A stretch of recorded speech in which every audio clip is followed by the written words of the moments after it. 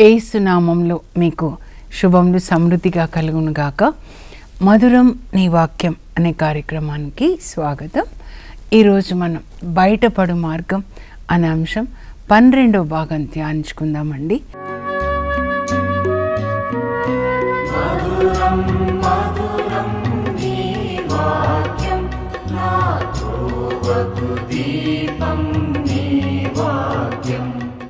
ఈరోజు పరిశుద్ధ వివాహ పడక వాక్య భాగం హెబ్రీ పత్రిక 13వ అధ్యాయంలో 4వ వచనం అండి.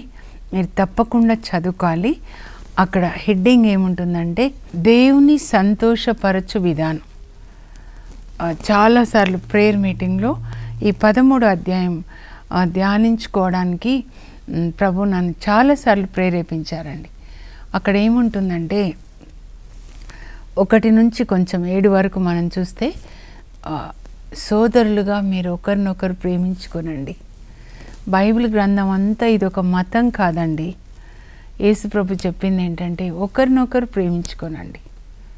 నేను జీవంనిచ్చుటకు దాన్ని సమృద్ధిగా ఇచ్చుటకు వచ్చినాను. జీవం అంటే యేసుప్రభు యొక్క క్యారెక్టర్ని మనం కలిగి ఉండడం. ఆయన కరుణామయుడు, ప్రేమమయుడు.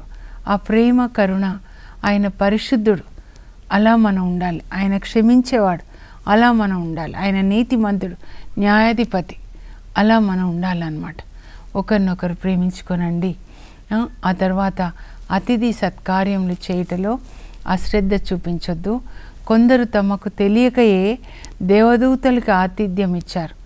ఎవరో మరి బాటసారులు అనుకొని, ఎవరు వాళ్ళు? అబ్రహాం సారాలన్నమాట. ఆదికాండం 18లో. అలాగే చెరసాల్లో ఉన్న వాళ్ళని జ్ఞాపకం చేసుకోనండి, వాళ్ళని దర్శించండి. అలాగే అనారోగ్యంగా ఉన్న వాళ్ళని జ్ఞాపకం చేసుకొని వాళ్ళని పరామర్శించండి. యేసుప్రభు మత్తయి సువార్తలో చెప్పారు చూడండి, 25:31లో.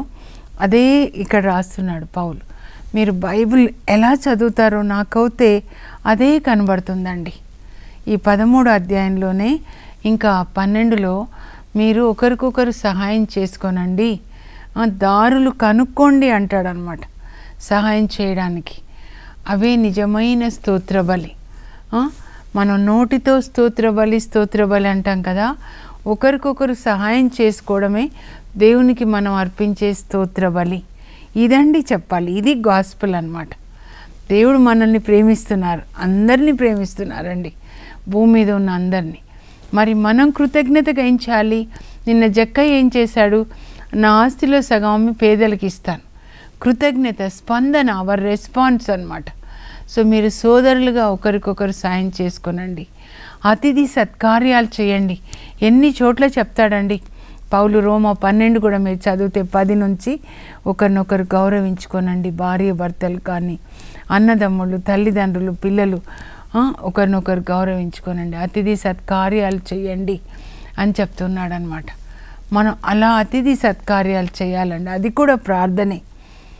అబ్రహాం అలా చేసినప్పుడు దేవుడు ఏమంటారు? ఇంట్లోకి వచ్చేసి అతిథి సత్కార్యాలు, చెట్టు కింద వాళ్ళు కూర్చుంటారు. సింధూర వనం అంటే నీతి వృక్షాల వనం అన్నమాట. తిన్న తర్వాత లోపలికి వచ్చి, అబ్రహాము వచ్చేడాది నాటికి నీ భార్య సారా కొడుకు పుడతాడు. మేము మళ్ళీ ఇదే టైంకి వస్తాం నెక్స్ట్ ఇయర్, అప్పటికి నీ భార్య సారా కొడుకు పుడతాడు. వాగ్దానం చేసింది 75 సంవత్సరాలప్పుడు. ఇప్పుడు ఆయన వయసు 99 అన్నమాట. కానీ దేవుడు చెప్పినట్లుగానే పుడతాడు. సారా నవ్వుతుందన్నమాట, ఇప్పుడు ఆ కొడుకు పుట్టే వయసు అని. కానీ దేవునికి అసాధ్యమైంది ఏది లేదు కదండి. అతిథి సత్కార్యములు చేసినప్పుడు ఆ దేవుని వాగ్దానం వెంటనే నెరవేరిందనమాట. అది కూడా ఒక ప్రార్థన అండి, అతిథి సత్కార్యాలు చేయడం అన్నమాట.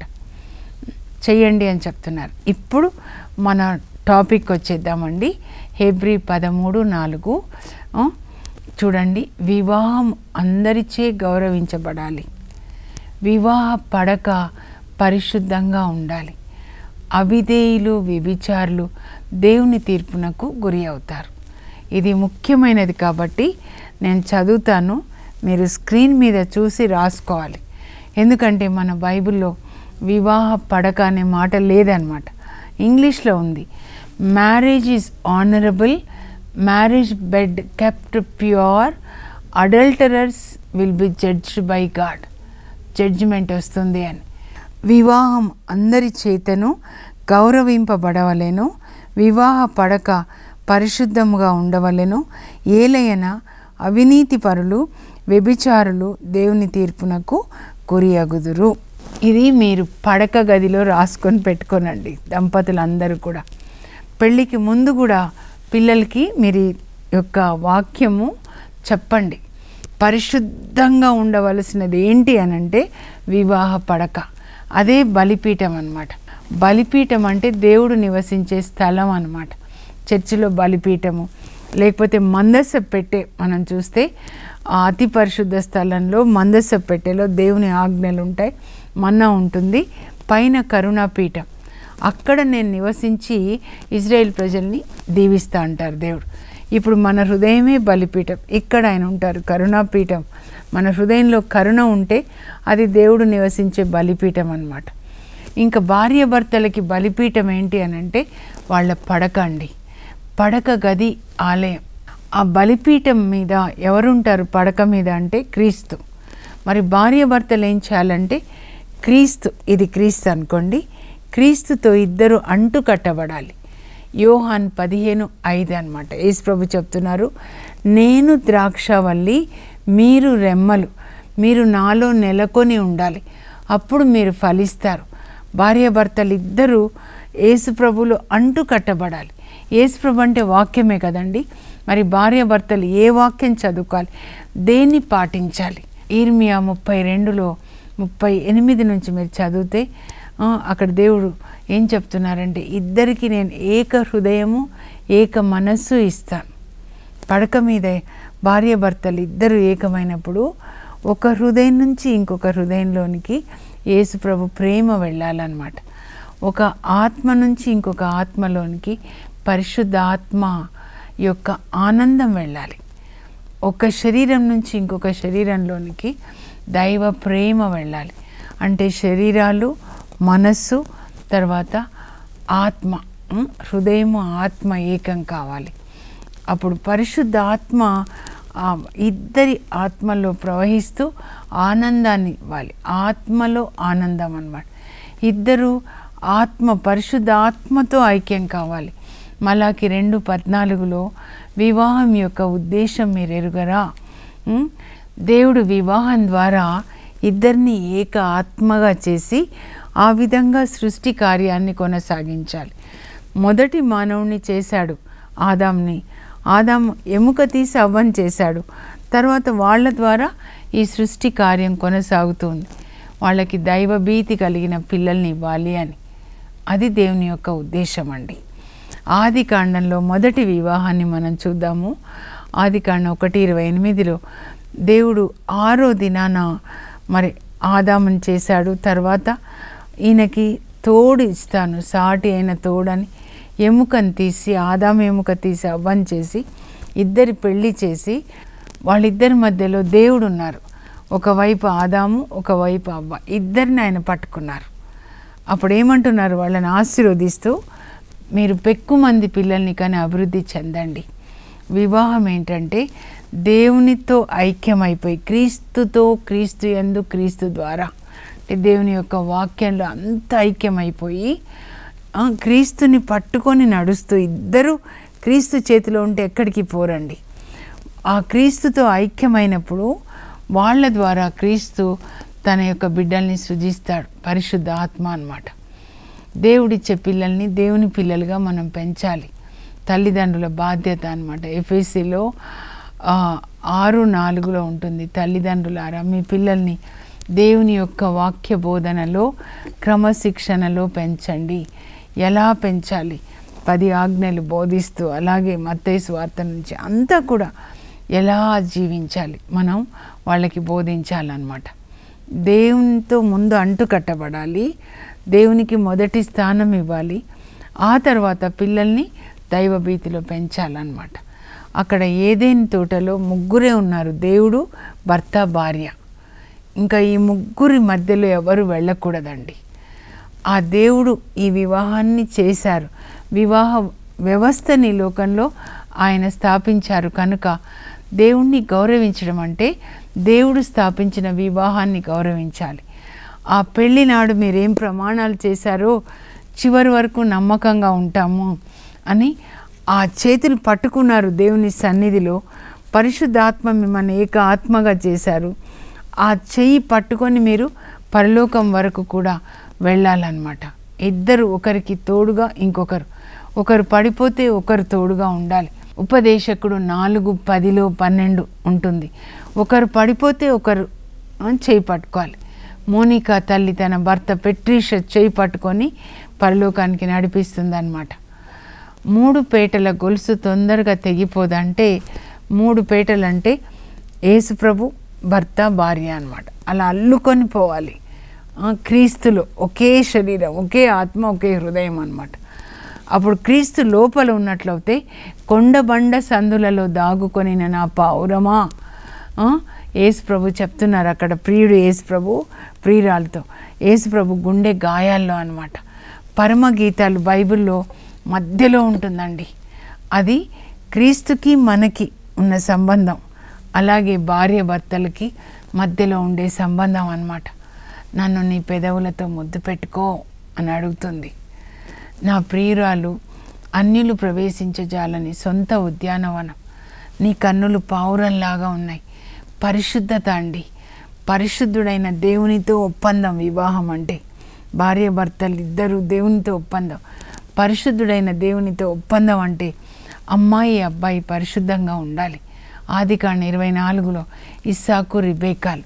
రిబేకా వస్తున్నప్పుడు కడవ భుజాన్ని పెట్టుకొని ఆమె గురించి పరిశుద్ధాత్మదేవుడు ఏం చెప్తున్నారంటే ఆదికాండం 24:16 రిబేకా అందగత్తే మగపోడిమి ఎరుగని కన్య. మగవాళ్ళ నీడ పడలేదన్నమాట. పరిశుద్ధమైన వివాహం అంతస్తులోనికి పరిశుద్ధంగా ప్రవేశించాలండి.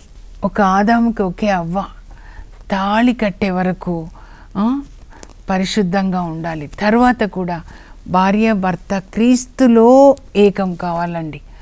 ఇద్దరు క్రీస్తు లేకుండా ఉంటే ఆ వివాహం నిలబడదు. క్రీస్తు ఉన్నప్పుడు ఆ వివాహం నిలబడుతుంది. రాతి పునాది మీద కట్టబడిన ఇల్లు అంటే, రాతి పునాది అంటే యేసుప్రభువే మూలరాయి, పునాది రాయి అన్నమాట. మన కుటుంబానికి, మన జీవితానికి ఆయన చెప్పిన వాక్యం ప్రకారం మన కుటుంబాన్ని మనం కట్టుకోవాలి. ఎఫెసీ 5లో లేదా కొలొస్సీ 3లో మీరు చదివితే, ఇక్కడ ఎఫెసీ 5 తీసుకుంటే 18 నుంచి 1 నుంచి కూడా చదవాలి. ఎఫెసీ 1:5 చదివితే, మీరు దేవునికి ప్రియులు పరిశుద్ధులు కనుక క్రీస్తుని పోలి జీవించండి. క్రీస్తు పరిశుద్ధంగా మనల్ని ప్రేమించాడు కనుక పరిశుద్ధంగా సువాసన కలిగిన బలి అర్పణగా దేవునికి తనను తాను అర్పించుకున్నాడు. శిలువ మీద మన కొరకు పరిశుద్ధమైన బలిగా దేవునికి అర్పించాడనమాట. అలాగే ప్రతి భార్య భర్త అలా ఒకరి కొరకు ఒకరు అర్పించుకోవాలండి. మీ కోరికలు సిలువ వేసుకొని మీ భర్త కొరకు మీరు జీవించాలి. నాకు ఇది ఇష్టం, నేను ఇది వేసుకుంటా, నేను ఇది తింటా, మా మమ్మీ వాళ్ళ ఇంట్లో ఇలా ఉన్నాను. ఇప్పుడు కొంతమంది తల్లిదండ్రులు ఏం చెప్పొద్దు, మేము దేవుడు అసలే వద్దు మాకు, మరి దయ్యం అధికారం క్రింద ఉంటారా మీరు? ఎన్ని మ్యారేజెస్, యవ్వనస్తుల మ్యారేజెస్ బ్రేక్ అయిపోతున్నాయండి. ఎందుకంటే సైతాను అధికారం క్రింద అన్నమాట. నా ఇష్టం పెళ్ళికి ముందు తాకకూడదండి. ఈ వాక్యం చెప్పాలని నాకెందుకు ప్రేరణ వచ్చిందంటే 2 రోజుల క్రితం అండి, ఒకే రోజు 2-3 అనమాట ఫోన్లు చేసి, అక్క ఏదో మా మ్యారేజ్ 25 years అక్క, ఏం చేశాడు సరిగ్గా అదే రోజున, దానికంటే ముందు వెళ్ళిపోయాడు. ఒక అమ్మాయిని తీసుకొని నాకు కొద్దిగా డబ్బులు ఇచ్చి వెళ్ళిపోయాడు, నువ్వు చీర కొనుక్కొని. నా కూతురు వయసున్న అమ్మాయిని తీసుకొని వేరే చోటుకి వెళ్ళాడు. 25 సంవత్సరాలు. ఎప్పుడక్క ఈ మనిషి మారుతాడు, ఎప్పుడు మారుతాడక్క అని చెప్తా ఉందన్నమాట. ఇంకా రియల్ ఎస్టేట్స్ బిజినెస్ చేస్తారు. క్రిస్మస్ పండుగ వచ్చిందంటే ఆ బిజినెస్ పార్ట్నర్స్తో కలిసి ఇంకా వాళ్ళు తాగి తిని, అందులో ఎంతమంది చెప్తా ఉంది. చాలా బాధ అనిపించింది. ఈయన ఇంకొక ఆయనతో మ్యారేజెస్ ఏమో బాగానే ఉంటాయి, కానీ అక్రమ సంబంధాలు, రహస్యమైనవి. చాలా బాధ అనిపించిందండి. ఏడుస్తూ ఉంది. ఆమె అన్యురాలు యాక్చువల్గా. క్రిస్టియన్స్ అని పెళ్లి చేసుకుంటే ఎట్లా అయిపోయింది అక్క నా బ్రతుకు అని ఏడుస్తుంది అనమాట. అలాగే ఇంకొకరు కూడా ఆ రోజు చెప్తా ఉన్నారండి, వేరే స్టేట్ నుంచి అనమాట. పెళ్ళై ఇన్ని సంవత్సరాలు అయిపోయింది సిస్టర్, పిల్లలు పుట్టారు, పిల్లలు కూడా పెద్దగా అయిపోయినారు, కాలేజెస్కి వచ్చారు, అయినా సరే ఇంకొక స్త్రీతో. ఇంకా అందుకని నేను అప్పటి నుంచి ఆయన ఎప్పుడైతే వేరే స్త్రీని తాకాడో నేను ఆయనను తాకొద్దని వేరే గదిలో పడుకుంటున్నాను. 15 years నుంచి వేరే బెడ్రూమ్స్, ఒకటే ఇంట్లో. ఈయన చేసేవన్నీ పిల్లలకి తెలుసు. చాలా ఏడుస్తూ ఉంది. ఎంత ఉపవాస ప్రార్థన చేస్తున్నాను, ప్రభు తప్పకుండా ఆన్సర్ చెప్తారమ్మా అని చెప్పాను. కానీ ఇక్కడ ఏం చెప్తున్నారండి ప్రభు, మీ వివాహ పడక పరిశుద్ధంగా ఉండాలి. ఆ పడక మీద క్రీస్తుతో, క్రీస్తు యందు, క్రీస్తు ద్వారా మీరు ఐక్యం కావాలి అని చెప్తున్నారు. బలిపీఠం మీద ద్రాక్షరసంలో నీటిని పోసి క్రీస్తుతో, క్రీస్తు యందు, క్రీస్తు ద్వారా దేవుని వాక్యం ఏం చెప్తుందో అలా మనం జీవించాలి. ఆదికాండంలో యోసేపును మనం చూస్తున్నాము. 39వ అధ్యాయం ఆదికాండం అండి. చాలా ఇష్టమైన ఒక వ్యక్తి అనమాట నాకు యోసేపు అంటే. యేసు ప్రభు లక్షణాలు కనబడతాయి. పోతీఫర్ ఇంట్లో 11 సంవత్సరాలండి నమ్మకంగా పనిచేస్తాడు. పోతీఫర్ భార్య శోధిస్తుంది. ప్రతిరోజు శోధించిన యోసేపు ఒప్పుకోలేదండి. యవ్వనంలో ఉన్నాడు, 28 సంవత్సరాల వయసు, యవ్వనంలో ఉన్నాడు. కానీ దేవుడు ఆయనలో ఉన్నాడు అని 5 సార్లు 39వ అధ్యాయంలో ఉంటుంది. కనుకనే యోసేపు వర్ధిల్లాడు. ఆయన ఎక్కడ పనిచేస్తున్నాడు, పోతీఫరు అన్ని ఆశీర్వాదాలు పొందాడు. ఎందుకంటే దేవుడు యోసేపులో ఉన్నాడు కనుక యోసేపు ద్వారా దేవుడు పోతీఫర్ని ఆశీర్వదిస్తున్నారు. అలా మనం ఉండాలి పనిచేసే చోట. మరి May 1 జోజప్ప గారి పండుగ చేసుకుంటాం కదా, వర్కర్స్ డే అని. యోసేపు లాంటి వర్కర్ లాగా ఉండాలండి. పోతీఫర్ భార్య శోధించినప్పుడు, అమ్మా ఇది భగవద్ద్రోహం కాదా తల్లి, ఇలాంటి పాపం నేను చేయలేనని ఆమె పైబట్ట పట్టుకొని లాగి శోధించిన పారిపోతాడు. ఆ తర్వాత అబద్ధాలు చెప్తుంది భర్తకి, పోతీఫర్కి. పోతీఫర్ జైల్లో పెట్టిస్తాడు. 2 సంవత్సరాలు జైల్లో ఉంటాడు. కానీ అక్కడ కూడా దేవుడు ఆయనతో ఉన్నాడు. ఆ తర్వాత గవర్నర్ అవుతాడు. తర్వాత మరి 80 సంవత్సరాలు గవర్నర్గా ఉంటాడు. అప్పుడు గవర్నర్, ఐగుప్తు గవర్నర్గా ఆయన పెళ్లి జరుగుతుంది. మరి ఎంత నమ్మకంగా ఉంటాడు ఆ అమ్మాయితో అనమాట. ఆసేనత్ అనమాట. ఆసేనత్ 2 కొడుకులు, తర్వాత తండ్రిని, అన్నయ్యల్ని ఆదరిస్తాడు. ప్రపంచంలో అందరూ కరువు కాలంలో 7 సంవత్సరాలు ఆయన దగ్గరికి వస్తే అందరికీ కూడా ఒక ఆశీర్వాదకరంగా ఉంటాడండి. మనం ఆ విధంగా ఉండాలి. ఇంకొక వ్యక్తి దావీదు, చాలా దేవునికి మరి ఇష్టమైన వ్యక్తిగా ఉన్నాడు. కానీ సైతాన్ ఒకసారి శోధిస్తుందండి. ఆయన రాజు అయిపోయిన తర్వాత అన్నమాట. శోధించినప్పుడు ఒకరోజు ఆయన 2వ సమూయేలు గ్రంథం 11వ అధ్యాయం అన్నమాట. మీరు చదువుకోండి. దావీదు యుద్ధానికి వెళ్ళాలి, వెళ్ళుంటే బాగుండేది. దేవుని చిత్తం ఆయన యుద్ధానికి వెళ్ళాలి, కానీ యుద్ధానికి వెళ్ళలా. తింటాడు, అరగలేదని పైన వెళ్ళి వాకింగ్ చేస్తూ ఉండొచ్చు. అప్పుడు ప్రక్కన ఇంట్లో స్నానం చేస్తున్న ఒక స్త్రీని చూస్తాడు సైతాన్. చూడండి, అప్పుడు ఆమె కావాలని కోరుకుంటాడనమాట. చాలా అందంగా ఉంది ఆమె. ఎవరు అంటే యుద్ధంలో మరి యుద్ధం చేస్తున్న ఒక సైనికుడు ఉరియా అనే అతని భార్య హిత్తీయురాలు, అన్యురాలు అనమాట. అయినా కూడా ఆమెను పిలిపించుకొని ఆమెతో పాపం చేస్తాడండి. తర్వాత చూడండి, ఇంకా ఆమె మళ్ళీ వెళ్ళిపోతుంది. నేను గర్భం ధరించాను, భయం వేస్తుంది. ఎందుకంటే భర్త యుద్ధం చేస్తున్నాడు అనమాట అక్కడ. ఈమె ఇప్పుడు ఇక్కడ ఎలా గర్భం ధరించింది తెలిస్తే అందరు చంపేస్తారనమాట. ఇంకా భర్తను పిలిపించి భర్తను తాగించి ఇంటికి వెళ్ళమంటాడు. అంటే ఇంకా ఆ భర్త మీదకి వచ్చేస్తుంది అని. కానీ ఆయన వెళ్ళడండి ఊరియా. తర్వాత ఊరియాని చంపించేస్తాడనమాట. ఆ యుద్ధం చేస్తున్నప్పుడు యోవాబుకి లెటర్ రాసి సైన్యాధికారికి ఈయనని యుద్ధంలో ముందు వరుసలో ఉంచి ఆ శత్రువుల యొక్క కత్తితో ఈయన చచ్చిపోయేలాగా చూడండి అలాగే చేస్తాడనమాట. ఇంకా భర్త చనిపోయిన తర్వాత 40 రోజులు శోకించిన తర్వాత ఆమెని మళ్ళీ తన ఇంటికి పిలిపించుకొని పెళ్లి చేసుకుంటాడు దావీదు అన్నమాట. అప్పుడు దేవునికి చాలా కోపం వస్తుందని రాయబడి ఉందండి. మీరు చదివితే 11, 12, 13 అధ్యాయాలు చదవండి. ఇంకా దేవుడు నాతాన్ ప్రవక్త ద్వారా దావీదుని హెచ్చరిస్తారు. ఒక చిన్న కథ చెప్తాడనమాట. ఒకరికి ఒక ఊర్లో ఒక సంపన్నుడికి చాలా గొర్రెలు ఉన్నాయి. ఇంకొక పేదవానికి ఒక చిన్న గొర్రె పిల్ల ఉంది.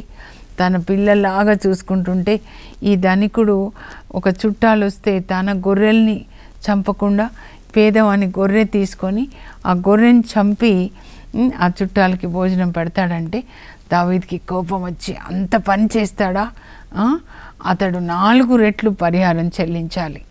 ఆ దుష్టుడు అంటే నాతాన్ ప్రవక్త అంటాడు, ఆ దుష్టుడు నువ్వే అని చెప్తాడు. దేవుడు గొర్రెలు కాచుకున్న నిన్ను తీసుకొని వచ్చి రాజుని చేశాడు. సౌలు ఆస్తిపాస్తులు రాజ్యం నీకు ఇచ్చేశాడు. చాలామంది వనితల్ని నీకు భార్యలుగా ఇచ్చాడు.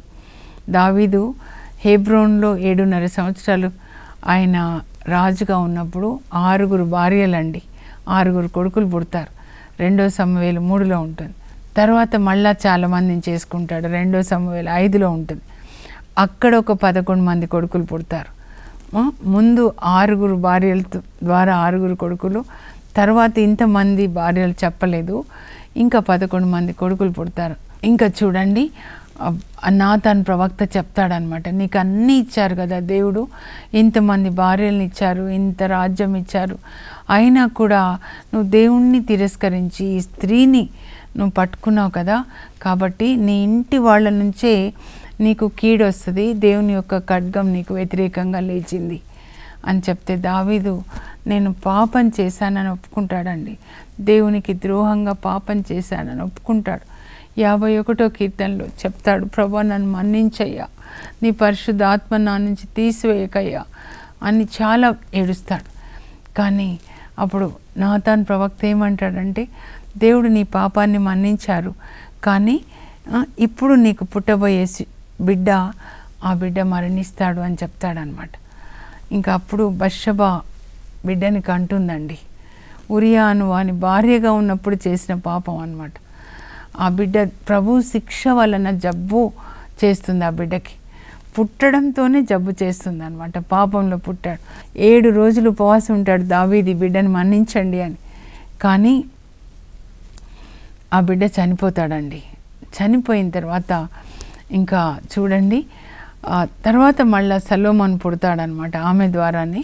అప్పటికి దావీదు వయసు 40 సంవత్సరాలు, అంటే 30 నుంచి 40 రాజు అయిన తర్వాత పుట్టిన ఈ పిల్లలు అనమాట.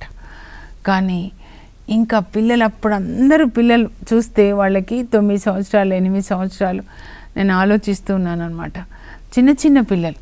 కానీ తర్వాత దాదాపు ఈ పిల్లలు యవ్వనస్తులైనప్పుడు దాదాపు 20 సంవత్సరాల వయసు అయిందనుకోండి, 20 సంవత్సరాల తర్వాత జరిగిండొచ్చు. తన పెద్ద కొడుకు అమ్నోను ఇంకా తన మారు చెల్లెలు తామారుని మానభంగం చేస్తాడండి. అప్పుడు తామారు వాళ్ళ సొంత అన్నయ్య అబ్షాలోము అమ్నోని చంపుతాడు. ఆ తర్వాత అబ్షాలోము ఘోరమైన పాపం చేస్తాడు. తండ్రి ఉంపుడు గత్తెలతో మరి వ్యభిచారం చేస్తాడు, తండ్రి రాజ్యాన్ని స్వీకరిస్తాడు. ఆ తర్వాత ఆయన కూడా చంపబడతాడండి. ఆ తర్వాత చూడండి, సొలొమోను రాజు అయిన తర్వాత ఇంకొక కొడుకు అదోనియా అనే కొడుకు, ఆయనని సొలొమోను చంపుతాడనమాట. సొలొమోను పరిపాలన అన్నని చంపడంతోనే ప్రారంభమవుతుంది. ఆ విధంగా చూడండి 4 రెట్లు పరిహారం అన్నమాట. దావీదు పాపం చేశాడు పరాయి వాని స్త్రీతో. అప్పుడు తన సొంత కూతుర్ని తన కొడుకు మానభంగం చేస్తాడు. ఇంట్లోనే అలా జరిగినప్పుడు ఇంతమంది భార్యలు 2 పార్టీలు అయిపోయిండొచ్చు, ఇటొక పార్టీ ఇటొక పార్టీ. ఆ తర్వాత 4 కొడుకులు చంపబడతారు చూడండి. అందుకే నీ పాపం నిన్ను వెంటాడుతుంది అని సంఖ్యాకాండంలో 32:23లో ఉంటుంది. దావీదునే దేవుడు విడిచిపెట్టలేదు కదండి. ఆ ఇంట్లో ఏమన్నా ప్రశాంతత ఉంటుందా చెప్పండి? యోసేపుని మీరు చూస్తే ఎలా ఉంది? కనుక మన వివాహ పడక పరిశుద్ధంగా ఉండాలండి. దేవుణ్ణి గౌరవించడం అంటే దేవుడిచ్చిన భర్తని, భార్యని గౌరవించాలి. ఇంటి పునాది ఎప్పుడైతే స్ట్రాంగ్గా ఉంటుందో అప్పుడు ఇంటి మీద 3-4 అంతస్తులు బాగుంటాయండి. పునాది సరిగ్గా లేదంటే అక్కడ పైన క్రాక్స్ వస్తాయన్నమాట. పునాది ఎవరంటే తల్లి, తండ్రి. వాళ్ళ వివాహ పడక పరిశుద్ధంగా ఉంటే వాళ్ళ పిల్లల కాపురాలు బాగుంటాయి, ఎన్ని తరాలైనా కూడా బాగుంటాయి అన్నమాట. యోసేపు ఒక మాదిరిగా ఉన్నాడు. మనం కూడా దేవుడికి ఇచ్చిన వాగ్దానం ప్రకారం పరిశుద్ధంగా, నమ్మకంగా, భార్య భర్తలు ఒకరికొకరు నమ్మకంగా ఉండి ఇద్దరూ కలిసి పిల్లల్ని దేవుని యొక్క వాక్య బోధనలో పెంచుదాం. మన వివాహాన్ని దేవుడు ఈరోజు యేసుక్రీస్తు రక్తంలో శుద్ధి చేసి, మళ్ళా ఒకసారి చెప్పుకోండి, నమ్మకంగా ఉంటాను. ఇద్దరు చేతులు పట్టుకొని చివరి వరకు నమ్మకంగా ఉంటాను. దేవుడిచ్చిన పిల్లల్ని దేవుని వాక్య బోధనలో పెంచండి. ప్రార్థన చేసుకుందాం. పరలోకపు మా తండ్రి, మీ పరిశుద్ధ నామమునకు స్తోత్రం కలుగును గాక. ప్రభా, మీరు ఆది కాండంలో చెప్పారు, ఆదాము అవ్వల్ని ఆశీర్వదిస్తూ పెక్కుమంది పిల్లల్ని కానీ అభివృద్ధి చెందండి అని. ఆ వివాహంలో పరలోక తండ్రి, మీరు ఆదాము అవ్వ ఉన్నారు. ఒక ఆదాముకి ఒకే అవ్వ, ఒక భర్తకి ఒకే భార్య. యేసయ్య, మీరు యోహాను 15లో చెప్పారు, నేను ద్రాక్షవల్లి, మీరు రెమ్మలు అని. భార్య భర్తలు మీలో అంటు కట్టబడి మీరు చెప్పిన వాక్యం ప్రకారం పరిశుద్ధంగా జీవిస్తూ, నమ్మకంగా జీవిస్తూ, ఒకరినొకరు గౌరవించుకుంటూ దేవుడు వాళ్ళకి ఇచ్చిన బిడ్డల్ని దైవ భీతితో మీ మహిమ కొరకు పెంచే కృపని ప్రతి ఒక్క దంపతులకి దయచేయండి ప్రభా. ప్రతి కుటుంబాన్ని కట్టండి. యేసు నామంలో అడుగుచున్నాం తండ్రి, ఆమెన్.